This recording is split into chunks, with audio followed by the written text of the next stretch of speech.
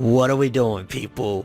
Holy shit! Jujutsu Kaisen right now. Like, yo, not only do we got the anime grand slamming stuff, I mean, the first two episodes alone have been fire, all of that jazz, but right now, the Jujutsu Kaisen manga. What are we doing, people? Like, yo, how could you do this to me? Like,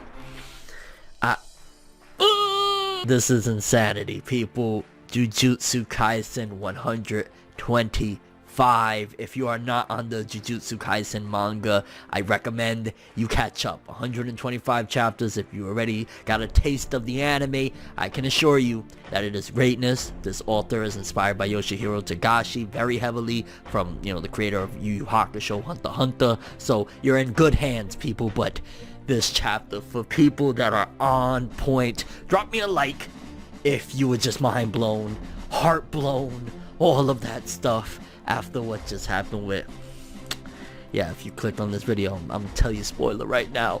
Nobara Kugisaki, why? No. Let's talk about some of that Jujutsu Kaisen insanity right now, because that is a perfect word to describe everything. No pun intended either. Well, I guess, would it be a pun? I don't freaking know. Let's just talk some Jujutsu Kaisen manga, okay, people? It's been a while. Say we gonna do what we do, no matter how you move, make your move. That's how it be, though. So if you guys follow my segment that I recently started for Never Leaks, I talked a little bit about the spoilers that we got for this. It gave us a rough idea of what's about to go down, but getting the chapter is a whole different ball game. Getting the chapter is a whole different ball game. And if you want to see me talk more about the Jujutsu Kaisen manga on a weekly basis, definitely the way to get these things going, drop me a like, show some support, show some love. Let's get this thing going, because I want to talk about this more often. I'm a huge fan. I've been caught up for quite some time. I've been meaning to do a big catch-up video, but what better way than for me to talk about the manga at a pivotal moment? All of us are running shitless, going crazy after what just went down, what just transpired with chapter 125. Now, to be honest with you, a lot of this chapter, it was kind of like a backstory, right? It was basically from the perspective of Fumi, who is Kugisaki Nobara's friend, or childhood friend, I guess you could say, and it was giving a backstory of, when she was younger and what led up until her leaving to Tokyo, and of course everything that went on from there, her joining and, fighting curses and shit like that. But I'll be honest with you, one of the things, and I've seen it floating around in the fandom, and I feel as though there is a lot of credibility to this, and I know maybe some people might not see it or whatever, but I'm wondering what the mental health status of Nobara was up until this chapter. Obviously, we're gonna get to that, don't worry, because we're getting this, backstory again from, I want to say it was her friend Fumi, talking about Nobara as a child, how she was kind of like, very picky about like the book bag. She went to like different school, and the book bags was red and she wanted a blue, like a lot of little kid stuff, right? Just whatever, weird shit and stuff like that. So we have that story, and then at some given point, Nobara meets a girl, Saori, and completely changes. Like, just, she goes from all of that, like, kid nonsense to a little bit more mature, more sophisticated, the way she handles things. And I'm paying attention really closely to the detail, because I'm wondering, I'm just gonna throw this out there to you guys, I'm wondering if Nobara is, and again, we're speaking in terms of the manga, I would never be disrespectful like this about somebody in the real world, so I wanna add that clarification before we get started. I'm wondering if Nobara is just fucking batshit crazy, or has been batshit crazy and kind of made some of this shit up, because we're getting this again from the perspective of Fumi, and I'm really wondering, because it wasn't up until, and maybe I'm off, but I remember like early on in the manga that she had mentioned, like early on, I'm talking about the first handful of chapters, about her friend Fumi and Saori, and we didn't really get much since then, right?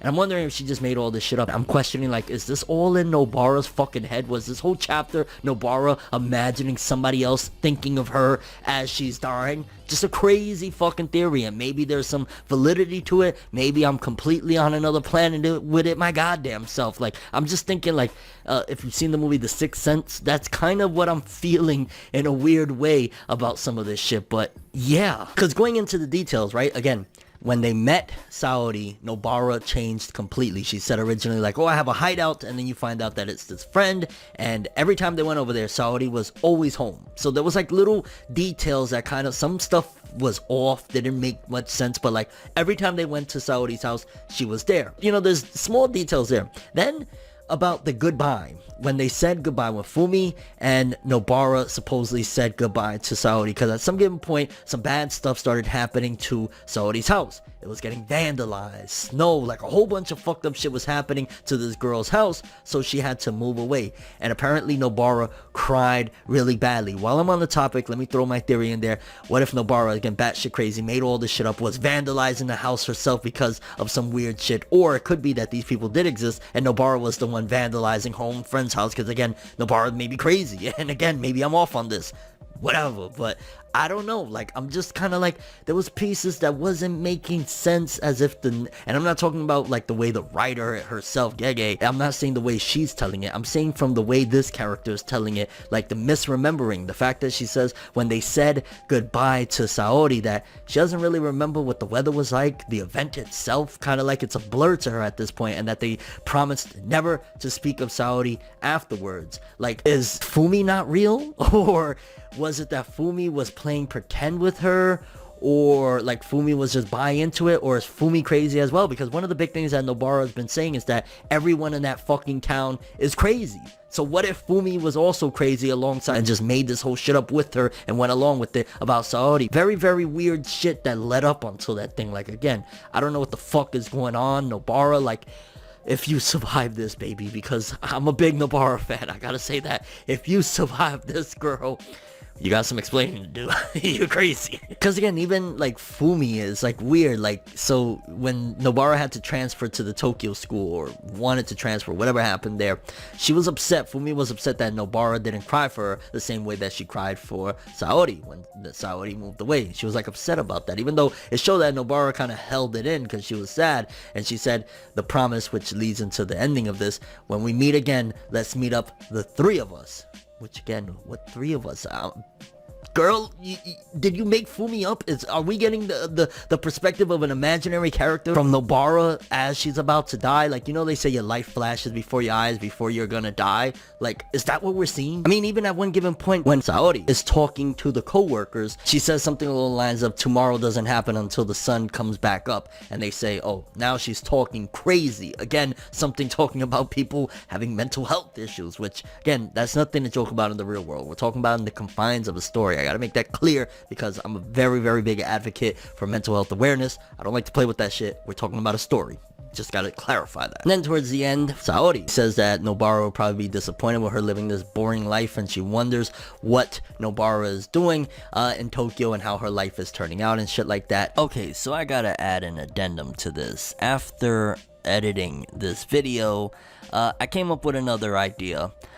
First of all, I might be totally off about the Nobara being crazy theory, but also it could very well be that Fumi was jealous of Saori and Nobara's relationship, and Fumi was the one vandalizing the house. Fumi doesn't remember any of the day that Saori left, because she was happy and really didn't give a fuck. She was just ecstatic to finally have Nobara to herself. The fact that Nobara didn't cry when Fumi and her were separating like she cried when Saori left probably is because, again, she was jealous and she wanted Nobara to feel the same way about Saori for her. So it could very well be a big case of that, on top of the fact that Saori, when we see her in the office, and, you know, obviously it's been years, she's like, oh, you know, there was some weird kids, I wonder. So, you know, she had like a older sister, all those cute little kids type of mindset, while Fumi was kind of battling for, you know, her life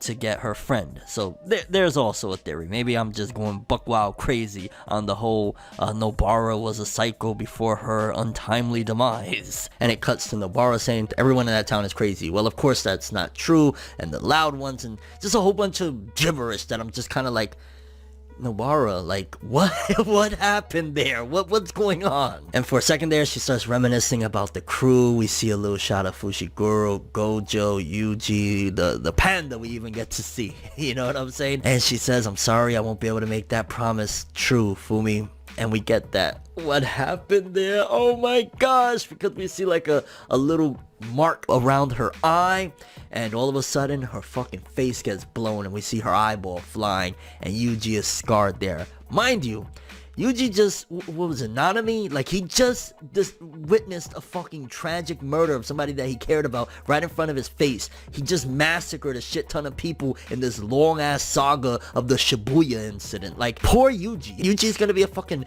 mental asylum patient after all is said and done with everything he's witnessed within this arc. And then Nobara, like, big question. Immediately, I gotta ask. Nobara, dead?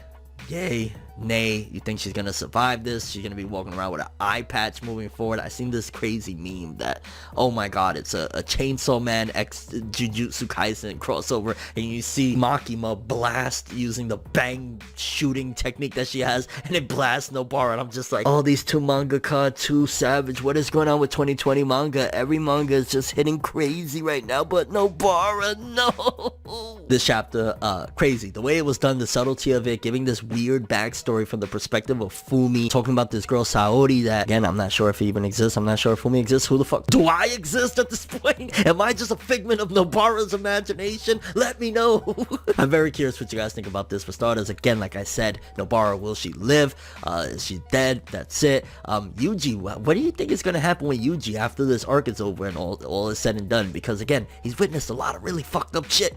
Yeah, and let's not forget, the whole premise of all this is that he's supposed to be executed when all is said and done. You know, watching the anime kind of reminded me, like, yeah, his life is on the line. Like, you know, a la 50 Cent, life's on the line.